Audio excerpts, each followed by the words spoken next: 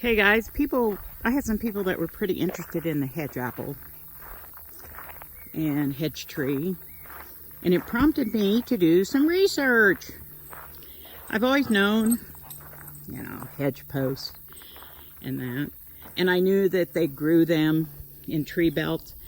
We have what we call a tree belt, and it's, I don't know, maybe 50, 75 yards wide. I don't know how wide. Quarter of a mile long, and it goes way down there.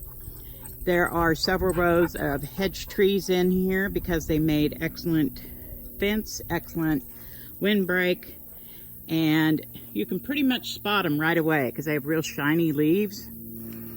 But we'll go up close here if there's no snakes. Ugh.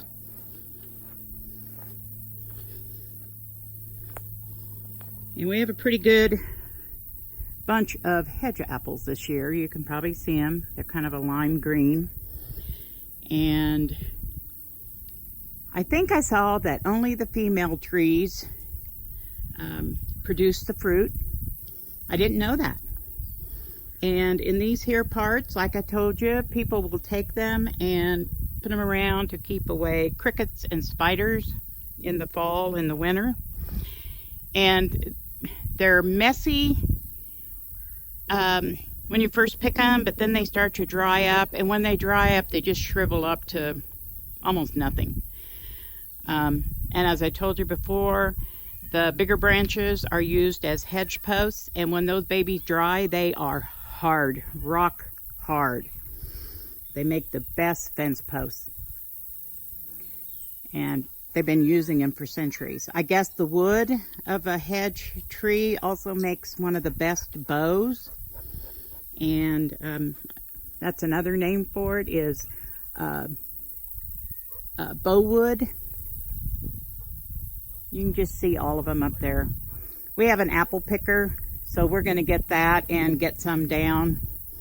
But now we're going to go back up, and I'm going to show you, somebody wanted to see the inside of one, so I'll do that. Forgot to show you something on these hedge trees, which also makes them, they used to plant them really close, and they would make a great fence line. That's what I read. But they have the biggest thorns on them, and we happen to have one right behind the chicken house, and it can get pretty painful back there. I'm trying to find some of the big thorns,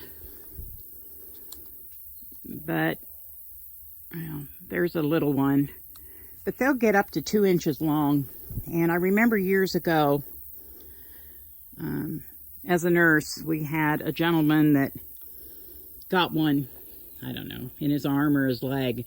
And the doctor told me, he said, now that's an Osage orange. And he said, you really have to watch those. You can get pretty bad infections from those thorns. I didn't realize that. Now, I've been scratched thousands of times, but I think he was talking about when the thorn goes in and breaks off. I don't know. I can't, here.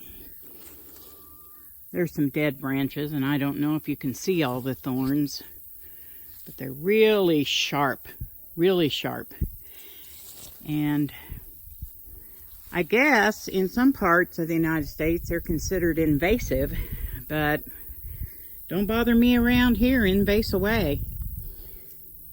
We don't have that many trees in southwest Kansas, so anything that will grow, the other thing that grows crazy here is ugly elm trees. And see, I don't know if you can see all the brown leaves.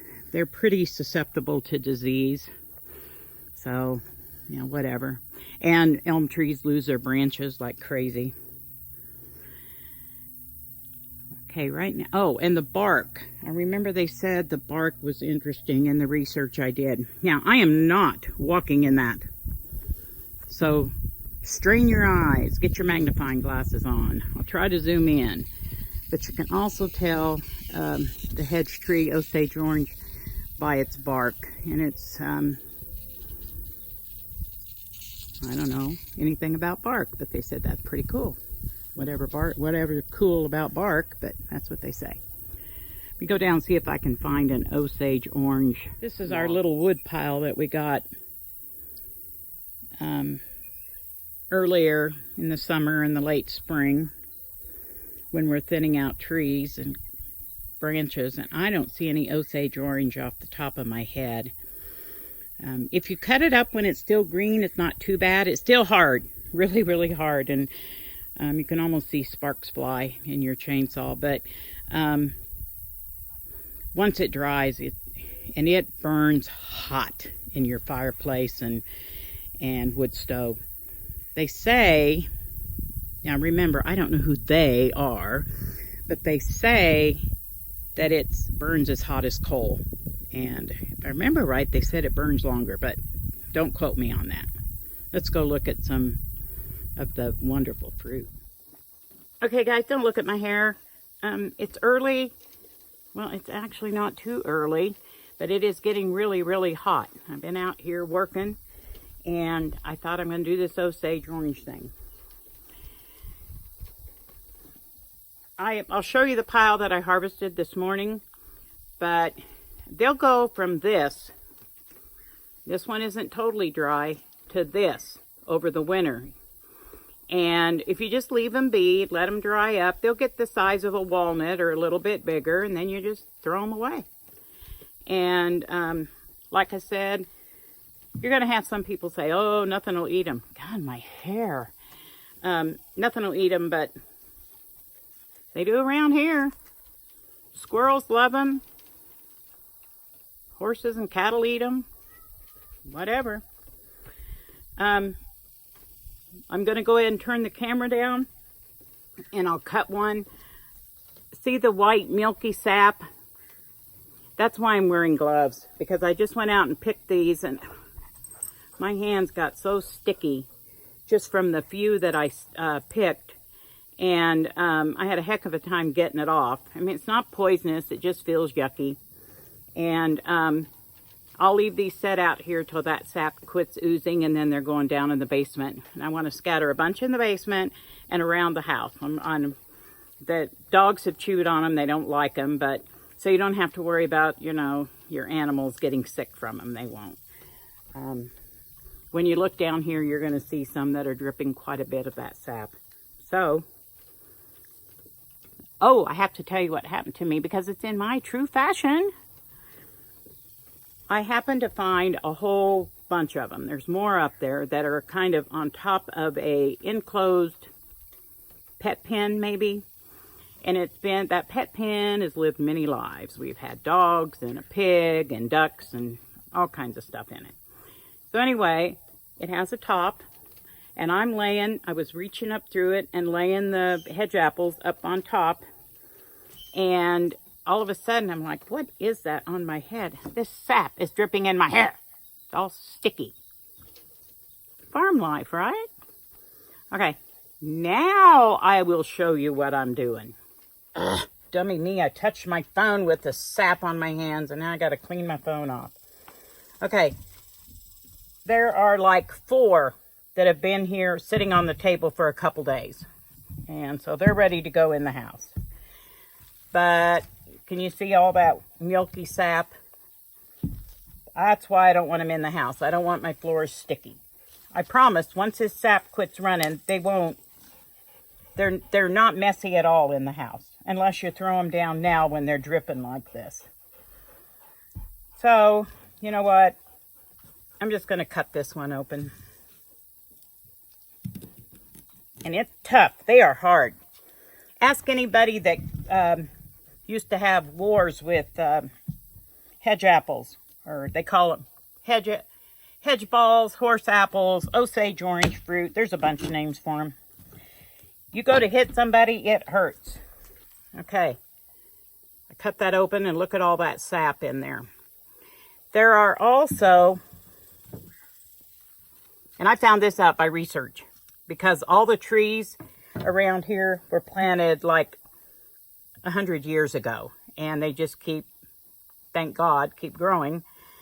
But there are a bunch of seeds in here, and if you want to grow your own Osage orange, and trust me, I can guarantee you that ours are organic. I guess there's ways that you harvest these seeds out here, and you plant them and start them, and people plant them really close, and it makes you know, livestock can't get through. I read a saying about how strong these were, because the trees, the bushes are really strong, like I said, and they're hard. But let's see if I can get some of that sap off so we can see. There's no real core.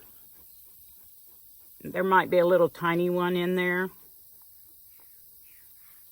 And then the seeds are all the way around. And I was shocked when I saw you can order them on Amazon. But I guess if you don't have them and you want to try them. So I'm going to clean up this icky, sticky mess. And right now I'm battling, it's hot and humid, and I'm battling mosquitoes and gnats, and I want to get in the house and get to work on something else. So, I'll see you later. Any more questions, I'll see what I can do. But as far as history and all that, I only know what we do locally. All right, guys. Thanks. Brains, hedge balls, horse apples. Oh, by the way, if you want to practice baseball, they're pretty heavy, about the size of a softball. Pitch it in there and hit it. Might hurt. Okay, see you later. Okay, guys, it's the next morning. The old farmer and I went out and picked a few more horse apples, hedge balls, whatever you want to call them. So, right now, and I'm pretty sure I told you, by the way, no, cantaloupe. Getting about 2 a day, and I'm just letting them, when they fall off the vine, I know they're ripe. Anyway, I'm sure I already told you, but these are going, I'm going to go now. I'm going to scatter them in my basement, and they're going under the decks and places around the house where the dogs won't mess with them. And why do we use them? They've been using them for years and years and years to keep away spiders and crickets out of your basement and cellar and stuff. So, I'll get this uploaded. And to tell you the truth, guys, on the cantaloupe, I have been gifting it. We are getting these huge cantaloupe. 2, 3, 4 a day. And I just gift them. The FedEx man got one. The UPS man's going to get a couple. Or mailman got a couple. So, if you want to deliver something, I'll give you a cantaloupe. Alright, guys. Talk to y'all later, guys. We have one of those escape windows, or whatever they're called, and to cover the window well, the guy that built this, I won't go into anyway, made it humongous, way bigger than we wanted him to, but it'll work out. And so my son built this big thing. He's a welder, and it's got steps so you can climb out. Well, I can tell you right now, I'm going to die. I'll just die. I'm not climbing out because I don't know if you can see what's in there.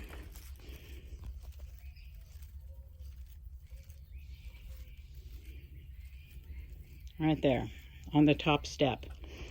Okay, it's a garter snake. I know, I don't like snakes. I hate them, but I will let a garter snake live. So I'm going to try to open the top so it can get out. It looks like it's made its way to the top step. And I am not reaching in there and getting it. So nobody suggest it. But I won't kill him. I want to throw some of these hedge apples down there. Hey guys, you better be proud of me, because this don't happen at my farm. But I hope he remembers and is nice.